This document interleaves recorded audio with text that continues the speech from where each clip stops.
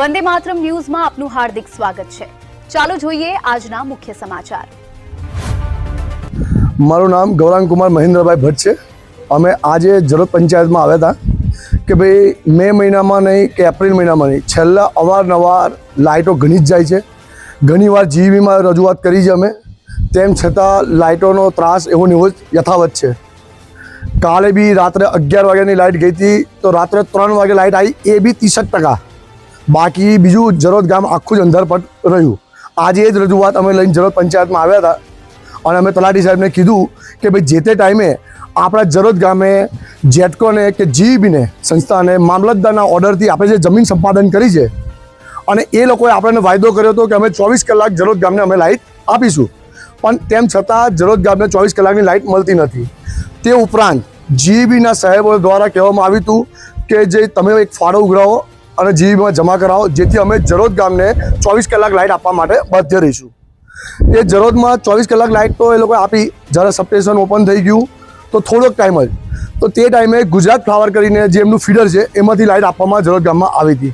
ત્યાર પછી એ લોકોએ કોઈને પણ ના પંચાયતને જાણ કરી કે ના કોઈને, એમને એમની જ આપમેળે જ્યોતિર્ગામની અંદર આપણે લાઇટ કનેક્શન જોડી દીધું, જેથી ફરીથી યથાવત ત્રાસ ઊભો થઈ ગયો।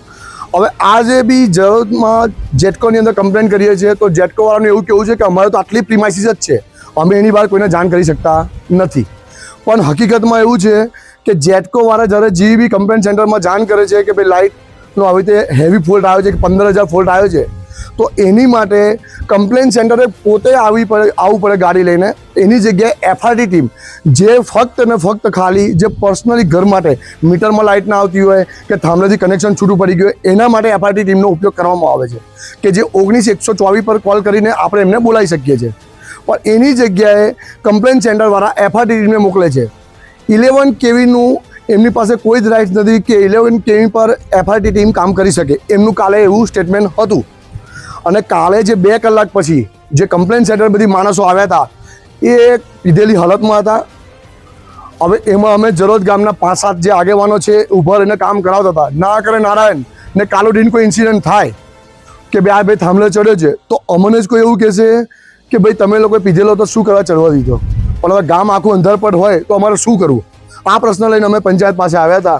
તલાટી સાહેબને બી રજૂઆત કરી, સરપંચ સાહેબને બી કીધી। હવે આગળ શું કરવું એ પંચાયત જોશે।